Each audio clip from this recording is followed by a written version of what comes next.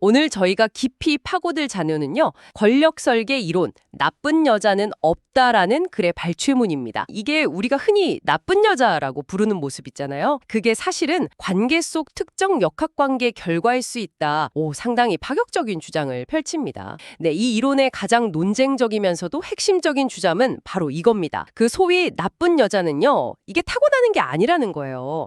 관계 안에서 약한 남자에 의해서 의도치 않겠지만 만들어진다는 그런 관점이에요. 이거 처음 딱 들으면 정말?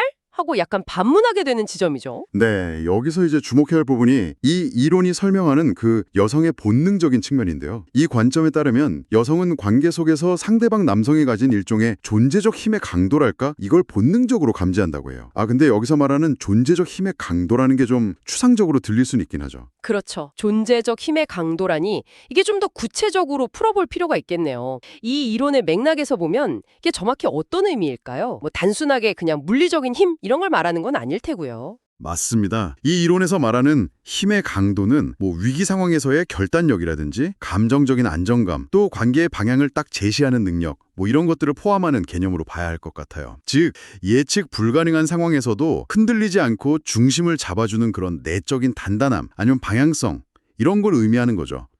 이론은 여성이 본능적으로 이러한 남성의 단단함을 관계의 안정성하고 바로 직결시킨다, 이렇게 설명을 합니다.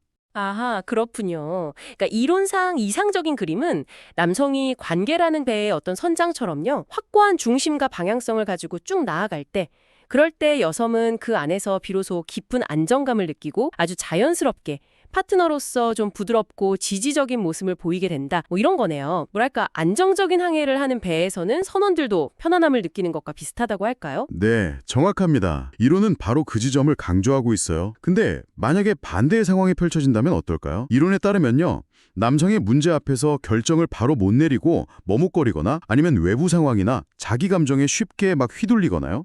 혹은 중요한 순간에 책임을 좀 회피하면서 결정을 미루는 모습, 이런 걸 보이기 시작하면요. 바로 이 지점에서 관계의 균형추가 아주 급격히 기울기 시작한다, 이렇게 분석을 합니다. 이게 단순한 개인의 성향 문제를 넘어서는 거죠. 관계 전체의 구조를 흔드는 그런 변곡점이 된다는 거예요. 그 결과가 상당히 중요하게 다뤄지는데요.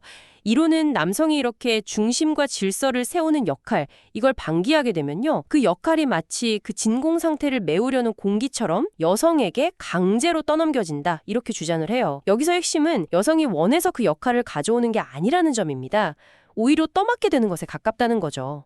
그리고 이 떠맡겨진 역할은 여성에게 엄청난 스트레스하고 내면의 혼돈, 그리고 아주 깊은 불안감을 야기한다고 이 이론은 설명합니다. 마치 갑자기 폭풍우 치는 바다에서 키를 잡으라고 등을 확 떠밀린 사람처럼요. 이런 내적 불안이 이제 외부로 표출되는 방식이 바로 남자를 향해서 더 강하게 윽박지르거나 때로는 비합리적으로 보일 수 있는 요구를 반복하는 형태로 나타난다는 겁니다. 그렇다면 그런 행동들이 단순히 저 사람 성격이 나빠서 이게 아니라는 건가요? 이 이론의 시각에서 보면 말이죠. 네, 이 이론은 그렇게 해석을 하는 거죠. 여성의 이런 격한 반응은요, 본질적으로는 자신이 감당하기 힘든 그 중심 역할, 이걸 제발 다시 가져가 달라고 원래 그 역할을 해야 할 남성에게 보내는 일종의 절박한 구조신호 혹은 외침에 가깝다고 보는 겁니다. 제발 다시 네가 키를 잡아줘 라고 막 소리치는 것과 같다는 해석인 거죠. 겉으로 보기에는 좀 공격적으로 보일 수 있지만 그 이면에는 관계의 질서 회복에 대한 갈망하고 불안이 숨어 있다는 분석이에요.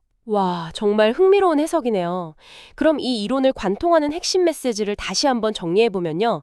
여성의 관계에서 보이는 소위 문제적 행동들, 이게 그녀의 타고난 성향 문제라기보다는 남성이 만들어낸 질서의 공백, 그리고 그로 인한 역할 전가에 대한 반응일 수 있다, 이런 거군요. 결국 누구 한쪽의 일방적인 잘못이라기보다는 관계 속 상호작용의 결과물이다, 이런 관점이네요. 자, 그렇다면 이 이론이 우리에게 시사하는 바는 무엇일까요? 관계에서 발생하는 갈등이나 좀 이해하기 어려운 파트너의 행동을 바라보는 어떤 새로운 프레임, 이걸 제공한다는 점에서 중요한 함의를 가집니다.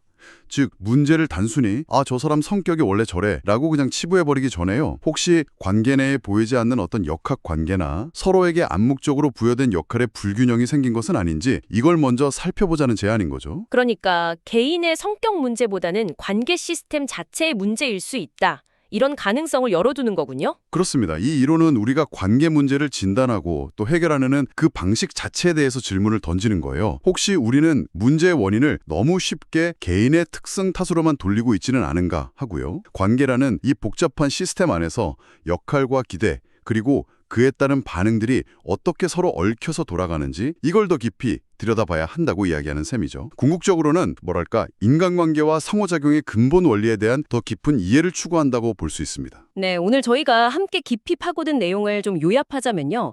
관계 속 여성의 특정 부정적 행동 패턴이요. 때로는 남성이 관계의 안정성이나 방향성을 제시하는 역할, 이걸 제대로 수행하지 못할 때 그로 인해서 발생한 불안정한 역할이 여성에게 어쩔 수 없이 강제로 넘어가면서 촉발될 수 있다. 이런 독특한 시각을 제공한다는 것입니다.